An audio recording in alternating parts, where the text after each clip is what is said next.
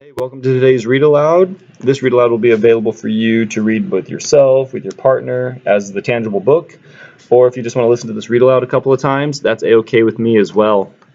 It's called If You Traveled West in a Covered Wagon, and it goes with our science unit this time, which is about westward expansion and resources. So, the introduction, and what was it like in the Oregon country or territory, and why did some people want to travel all the way to Oregon is what we will be reading today. I won't be reading the entire book to you. As you can see, there are 80 pages to it. So I'll be picking out the parts that need to be the highlights, and then I'll let you read through it for extra details. So, what was the Oregon Territory and why did some people travel all the way there? And the introduction, here we go. 150 years ago, there was no railroad that went across the country. There were no cars or buses or airplanes. The only way to travel across the country was to ride a horse, or if you went with your family, to travel in a covered wagon. In the 1840s and 1850s, thousands of people traveled west. So, if you lived at that time, there was a chance you might have traveled in a covered wagon. This book is about traveling and living in a covered wagon. It tells what it was like to be one of the early pioneers to travel to Oregon. Oh man.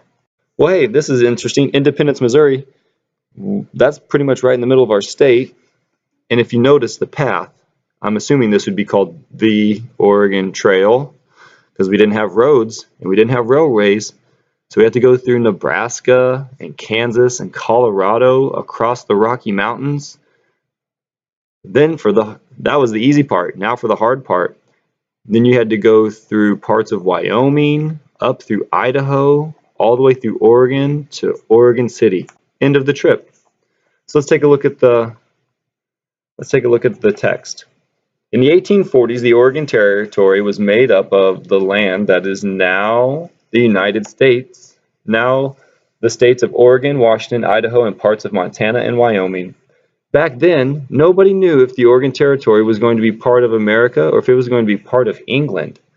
Both countries had built forts in that territory. At the forts, trappers and Indians sold animal furs and skins such as beaver, marten, and muskrat, and bought tools and supplies. America and England agreed that Oregon would belong to the country that could get more of its people living in the new land. So to make Oregon part of America, many Americans had to go there to live. Oregon finally became a state in 1859. Wow, I wonder how many years ago that was.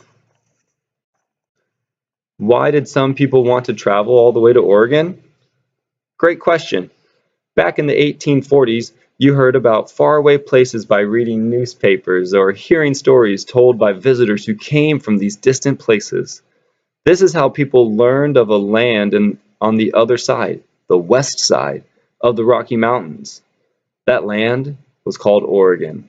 Stories told about Oregon made it sound like a magical place. Flowers bloomed all year, the land was good for farming, and there was plenty of land that you could get for free. There were tall trees and big forests and rivers and streams filled with fish. So the very name Oregon made people think of starting new adventures.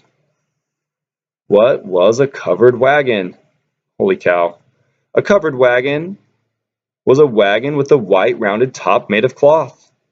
The cloth was called canvas and was rubbed with oil to make it waterproof. It was stretched over big wooden hoops that were bent from one side of the wagon to the other.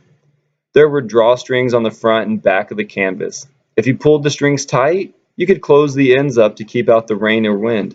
The canvas could also be rolled up on the long sides so that you could get a breeze on a hot day. The bottom part of the covered wagon looked like an ordinary wagon with one difference.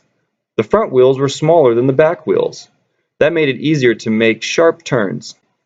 Inside the wagon there were hooks on the wooden hoops.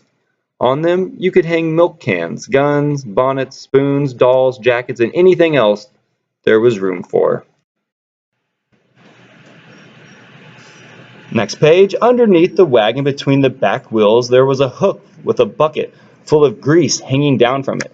The grease was rubbed on the wheels so that they would turn smoothly. In the front of the wagon, there was a wooden board to sit on. The covered wagon was pulled by oxen or mules or horses. Many pioneers used oxen because they were stronger than mules and horses. Oh, some interesting pictures going on here. Covered wagons were also called prairie schooners. Schooners. Can you guess why? A schooner is a boat that sails on the seas. The big white canvas cover on the wagon looked like a huge sail. And if the grass was tall enough to hide the wheels, the wagon looked like a big boat sailing across the grassy green waves. Well, there's a wagon train. I could totally see those being boats, couldn't you? You might have to use your imagination for some of it, but isn't that why we have our imagination? Shouldn't we use it? And oh, look, the next chapter. What was a wagon train? Well, guys, we will start there next time on page 12. But if you want to go ahead and read past this, feel free. We have a lot. I'll have it setting out on my desk. And tomorrow, be looking forward to having a student read aloud. And we'll go with that. Thanks, guys.